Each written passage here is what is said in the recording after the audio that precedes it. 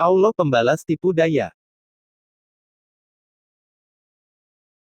Kafir Kristen pemuja Yesus menghujat Allah dengan berkata bahwa Allah menipu umatnya. Ayat yang mereka jadikan dalil adalah Ali Imran ayat 54 yang berbunyi, orang-orang kafir itu membuat tipu daya, dan Allah membalas tipu daya mereka itu. Dan Allah sebaik-baik pembalas tipu daya. Kafir Kristen pemuja Yesus memahami ayat tersebut hanya melalui terjemahan bahasa Indonesia. Makar dalam ayat tersebut diterjemahkan ke dalam bahasa Indonesia menjadi tipu daya. Karena dalam terjemahan bahasa Indonesia terdapat kata tipu, maka mereka menuduh Allah Subhanahu wa Ta'ala menipu atau berdusta. Kata tipu daya dalam terjemahan Al-Quran bahasa Indonesia berasal dari kata makar.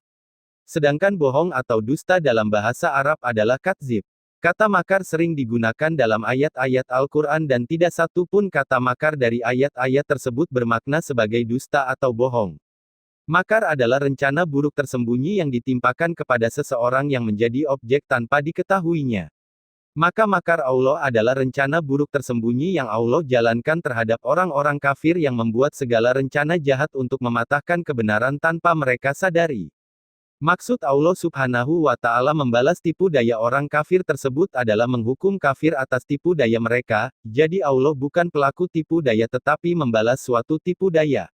Semua kita tahu bahwa tindakan sanksi terhadap suatu kejahatan itu bukan suatu kejahatan, tetapi itu adalah penegakan hukum. Pada ayat tersebut Allah Subhanahu wa Ta'ala membalas makar orang-orang Yahudi dengan makar pula. Al-Quran menyebut orang-orang Yahudi membuat makar bukan karena mereka berdusta atau menipu, tetapi karena mereka diam-diam bersiasat dan berencana membunuh Nabi Isa alaihi salam. Allah Subhanahu wa Ta'ala membalas makar orang-orang Yahudi tersebut dengan makar pula, yaitu dengan menyelamatkan Nabi Isa alaihi salam tanpa mereka ketahui. Jadi dilihat dari sisi manapun, kata makar atau tipu daya tidak dapat dimaknai menipu atau berdusta. Tentunya tipu daya orang kafir bertolak belakang dengan tipu daya Allah. Tipu daya si kafir dengan jalan yang jahat dan maksud yang jahat, sedang tipu daya Allah justru jalan terbaik untuk tujuan yang kebaikan, yaitu menyelamatkan Nabi Isa Al-Masih dari bahaya kejahatan orang-orang kafir. Kalau manusia yang mempunyai maksud buruk mengadakan tipu daya agar maksud buruknya itu tercapai, maka Allah pun lebih pandai mengadakan tipu daya dengan maksudnya yang baik, sehingga kalahlah maksud tipu daya mereka itu oleh tipu daya Allah.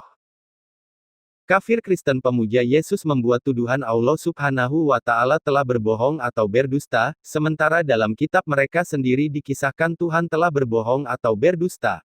Tuhan berkata kepada Adam agar jangan memakan buah dari pohon pengetahuan tentang yang baik dan yang jahat sebab di hari ketika Adam memakannya pasti akan mati.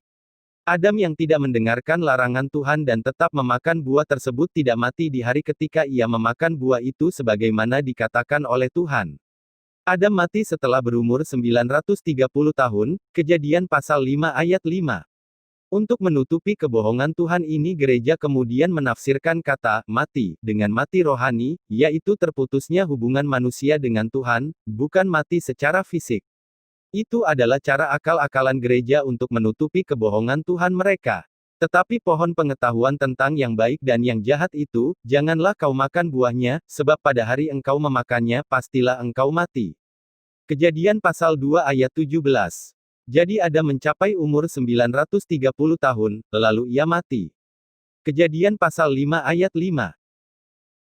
Inna ad-dina 'indallahil Islam,